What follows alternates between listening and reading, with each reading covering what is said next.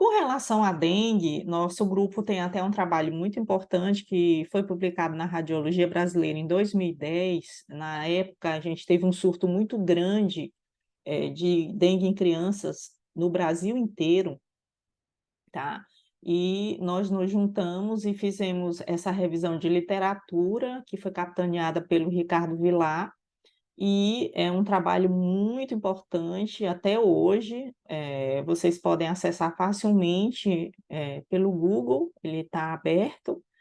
É um trabalho que foi publicado na Radiologia Brasileira, mostrando justamente o papel do ultrassom em crianças com suspeita de febre hemorrágica do dengue, que era realmente o que a gente tinha na época.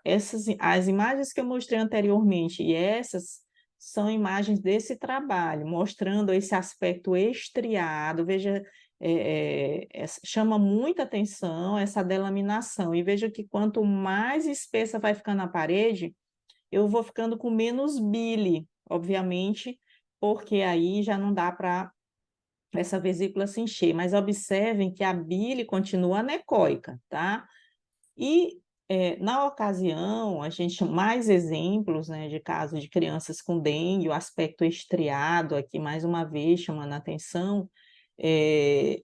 Lembrar sempre que foi o que nós destacamos no estudo, que diante de uma epidemia de dengue, a gente agora não está em epidemia, mas continua em endemia, né? A dengue está por aí, gente. Toda semana a gente que trabalha dentro de UTI neonatal, ou melhor, UTI pediátrica, que eu trabalho em neonatal e pediátrica também, a gente está encontrando criança com dengue, né? E às vezes eles estão mesmo internados na clínica médica.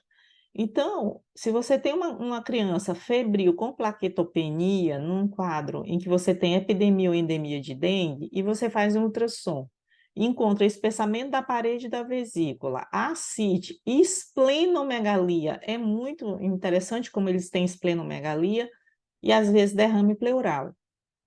Eu tenho um caso que eu vivenciei tem mais ou menos uma semana, em que a criança estava com uma história já de mais de 20 dias, vinda do interior do estado, e lá no interior fizeram um teste e realmente deu dengue. Aí aqui isso foi repetido mais de 20 dias depois e negativo, né? O achado do exame foi negativo, mas aí no ultrassom a gente tinha espessamento da parede, a gente tinha ascite, tinha esplenomegalia, derrame pleural.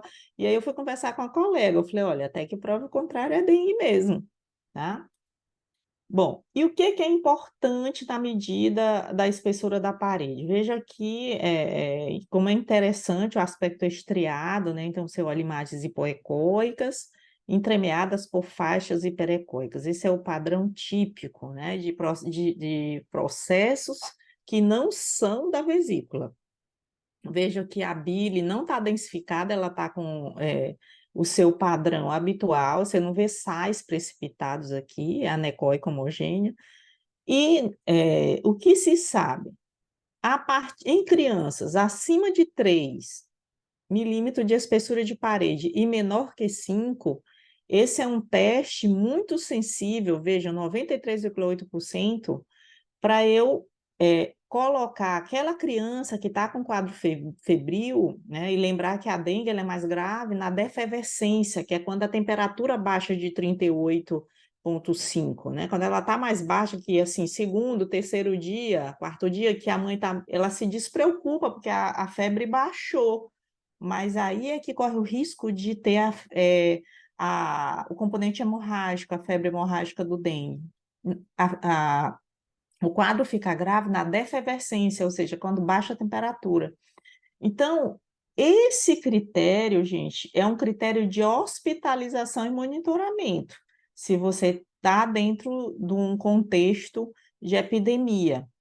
E quando a medida mede 5 ou mais, nesse caso aqui, a gente tinha uma medida de 8,4, é um critério de seleção de internação. Então, você vai selecionar aquela criança para ficar internada, porque ela tem maior risco para choque.